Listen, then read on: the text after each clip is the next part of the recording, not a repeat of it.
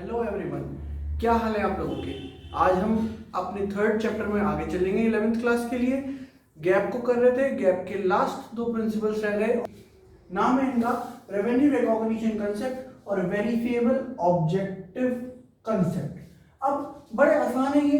Revenue recognise का मतलब है कि इनकम को आप तभी मान लो कि हो गई जब आपने एक कॉन्ट्रैक्ट कर दिया या अपनी तरफ से काम कर दिया। अगर हमने किसी को माल बेच दिया, इसका मतलब रेवेन्यू रिकॉग्नाइज हो चुकी है। पैसे जब आएंगे वो एक बात अलग है, पर आपको वो लिख देना है उसी वक्त अपनी बुक्स में जब सेल हो गई। कहने का मतलब है पैसे के आने का इंतजार ना करें, रेवेन्यू रिकॉग्नाइज हो चुका है, इनकम आपकी हो चुकी है।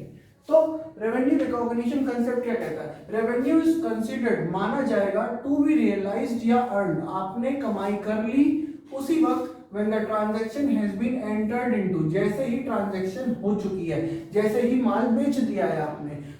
Not when the cash is received, और ये नहीं कि जब पैसा आएगा तो ही हम इनकम मानेंगे, ऐसा नहीं है। जिस दिन माल बेच दिया उस दिन आपकी इनकम हो गई, रिसीव बाद में होगी उससे मतलब नहीं है। अब इसके अंदर इंपॉर्टेंट बात यही है कि रेवेन्यू रिकॉग्नाइज होने का मतलब ये नहीं है कि पैसा आ गया। Receipt of amount is not equal to recognising revenue. ये बात आपको ध्यान रखनी है, ये लिख के आनी है, तभी आपको इसमें मार्क्स मिलेंगे। अगली बात करते हैं। This concept is based on accrual concept and matching principal. पिछली क्लासेस में मैंने आपको एक्रूअल कंसेप्ट और मैचिंग प्रिंसिपल दोनों करा दिए हैं। इन दोनों का मिक्सचर ही है ये वाला revenue recognition concept.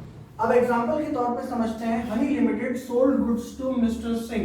Honey limited ने मिस्टर सिंह को गुड्स बेचे दिसंबर में and receive the payment in May 2020। अब देखिए यहाँ पे दिसंबर के अंदर माल बेचा पर पेमेंट आई मई में, तो दिसंबर जो है वो पिछले फाइनेंशियल ईयर में, तो इसको हम रिकॉर्ड दिसंबर में ही करेंगे, ये नहीं कि अगले साल मई में करें रिकॉर्डिंग। तो इसका सॉल्यूशन क्या है? Revenue of this sale should be recognised in December 2019 ओनली, मतलब साल 18-19 में ही इसे रिकॉर्ड करना पड़ेगा, एंड नॉट इन मई 2020, मतलब इसे 19-20 में रिकॉर्ड नहीं करना। क्यों?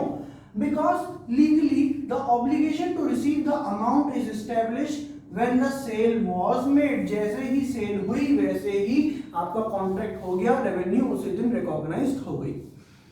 तो इसमें ज्यादा कुछ समझने वाला नहीं है, एक आसान कंसेप्ट था। बहुत जल्दी से आइए हम दूसरा कंसेप्ट देख लेते हैं, वेरीफिएबल ऑब्जेक्टिव कंसेप्ट। अब ये कंसेप्ट क्या कहता है? ये कंसेप्ट कहता है अगर आपके पास कोई चीज है तो आपके पास उसका प्रूफ भी होना चाहिए। अगर कोई काम हुआ है तो उसका प्रूफ आपके पास होना चाहिए। मान लीजिए आपके पास ऑडी कार है तो आपके पास उसका प्रूफ भी तो होना चाहिए ना। प्रूफ क्या होगा? उसका बिल।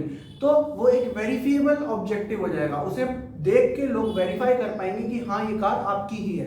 तो इसके अंदर क्या है? दिस प्रिंसिपल सेज, ये प्रिंसिपल कहता है that the accounting transactions recorded should have an adequate evidence to support it. अगर आपने बिजनेस में लिखा है कि हमने जनरेटर खरीदा 20,000 रुपए का, तो उसका हमारे पास प्रूफ होना चाहिए। जनरेटर तो होना ही चाहिए, उसका बिल भी हमारे पास होना चाहिए, क्योंकि वो एक सपोर्टिंग डॉक्यूमेंट की तरह काम करेगा।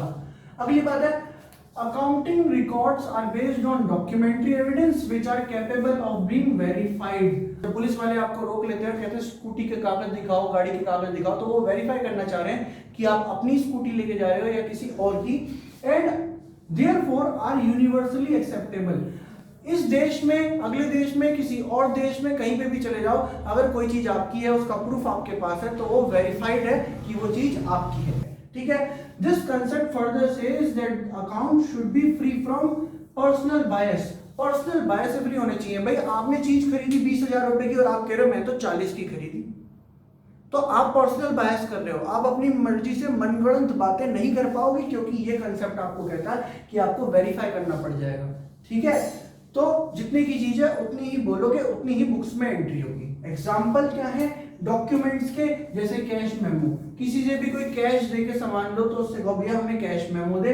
उधार सामान लो तो उससे कहो भाई मुझे इनवॉइस दे। किसी को माल बेचा है उसके लिए सेल बिल ले सकते हो। ऐसे बहुत सारे अलग अलग डॉक्यूमेंट्स हैं जो हम आगे भी पढ़ेंगे।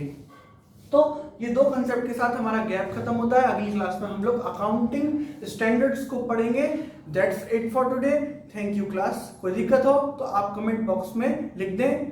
Thank you.